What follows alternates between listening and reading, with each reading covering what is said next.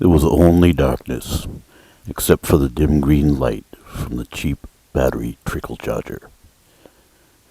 And then there was a great awakening.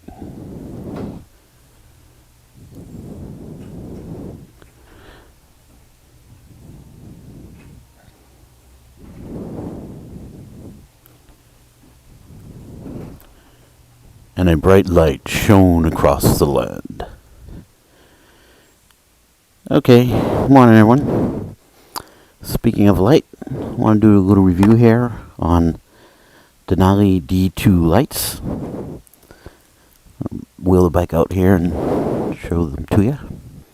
Okay, so I wanted to get some auxiliary driving lights for my Capinord, to improve visibility to other motorists, and also to improve my lighting at night, since I end up driving home in the dark quite a bit, especially in the winter months. So I looked around, and these Denali D2 lights seem to get pretty good reviews, so I got a set. And the D2 are a dual intensity light, so you can run them you can hook them up such that you can have them on low intensity or high intensity. And my objective was more light, so what I did was, per the instructions, I hooked the trigger wire into the low beam, which gives it only the high intensity mode, and they'll come on only when the low beams are on. And since I incorporated the little switch, that means I can run them independently of the low beams. So you can see they're pretty decent fit and finish. They're real hard aluminum, waterproof, so on and so forth. I had originally put them down here, but found that it was very hard to aim them properly from that low of a position, so I got some fork tube mounts and moved them up, which I like a lot better. They also come with 2 sets of reflectors or lenses, whatever you want to call them. This one's a spot, and that's a diffuse beam. And I originally had 2 spots, and it worked pretty well, but there was absolutely no additional light right in front of the bike. So I went and put on one of the more of the flood beam, and I like it like that. It's about as good as I'm going to get it, I think.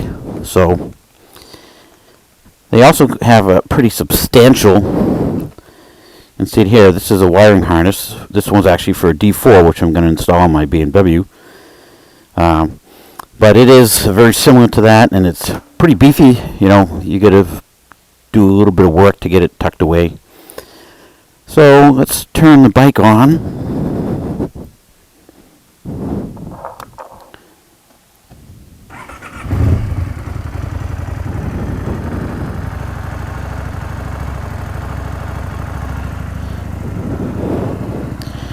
Okay, and that's what they look like in the daytime. It looks like it should throw a lot of additional light, but what I'll do is I'll go for a ride at night, and then I'll be able to show you more how they work. Okay, so we're doing the Denali D2 light evaluation, and right now this is kind of twilight, still not completely dark. So you see I'm riding on the freeway. I've got my stock low beam setup going on the Pro Capinord, and now I'm going to switch it onto the D2s. So there you can see it's doing a pretty good job of lighting up the truck. Little additional lighting on the road, not significant, and we'll switch it back off. So I think you notice it's a lot more on the truck than it is on the road. I'll do it one more time. On, off. Okay, so now it's more complete darkness. Still not total darkness, but this is kind of the darkness you'd expect to be encountering on a ride home from work. And you can see right now that's the normal lighting. And there's the D2s are on.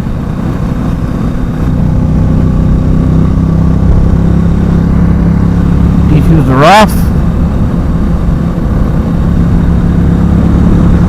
Let's get past this guy. on again, and D2s are off again. So you see, just not that big of a difference in the light, right in front of the motorcycle. Somewhat effective at lighting up reflective signs and stuff, but it's not the reflective signs that I'm worried about running into. So, in not total darkness, still not that effective.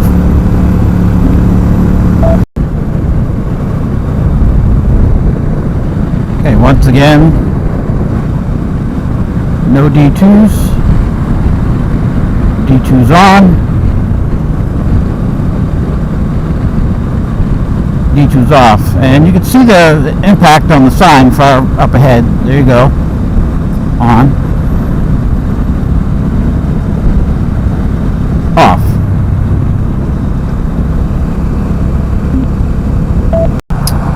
Okay, so now on a section of freeway that's cement instead of asphalt, and once again, not that significant an impact, except for on the reflective signs.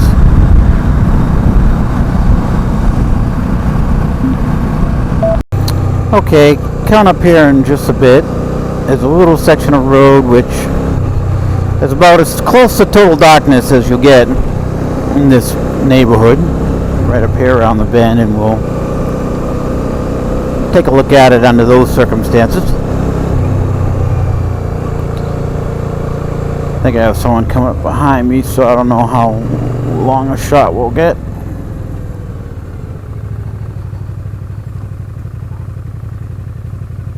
So I'm just going to stop here. I'll let them go by.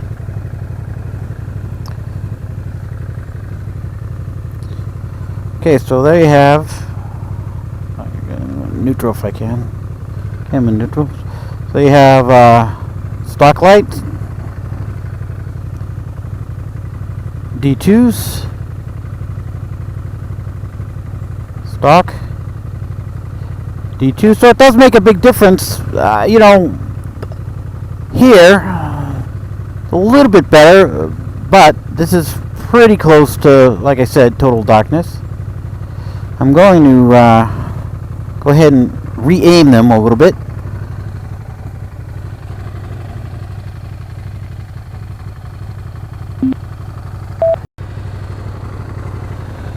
Okay, so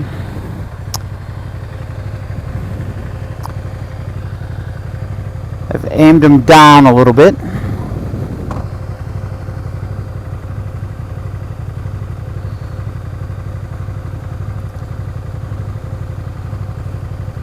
And you can see, okay.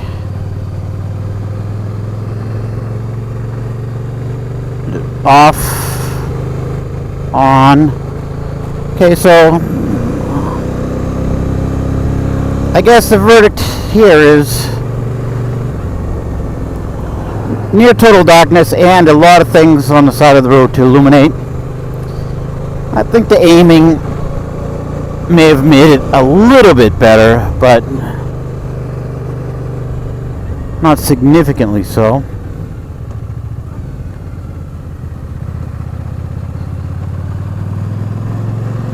Some in the neighborhood, no need for them, so we'll turn them off. Okay, so overall, what is the verdict on these Denali D2 lights? Well, I think, like most things in life, it amounts to what you pay for. You get what you pay for. These are a moderately priced light, in the mid 300s. They're far from the cheapest and far from the most expensive. And the performance is, in my opinion, just moderate. So, definitely, good to increase your visibility to other motorists and so on and so forth, but not really great at providing tons of extra illumination on the road in front of you. Having a problem. Oh, the switch sucks. There it goes. Oh, there's another thing. I'm having trouble getting the switch to stay on there for a minute. So, that's it.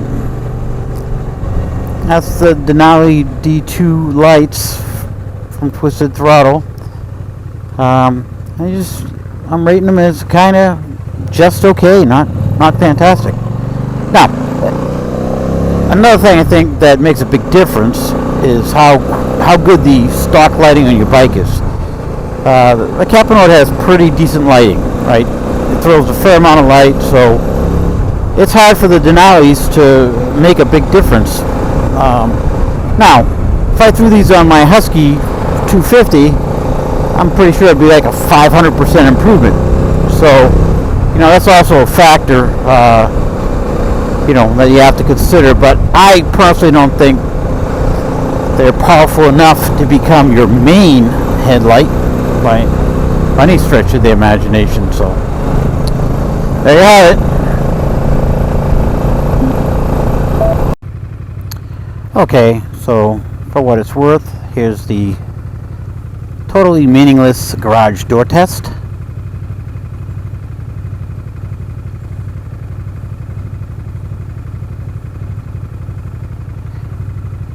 And,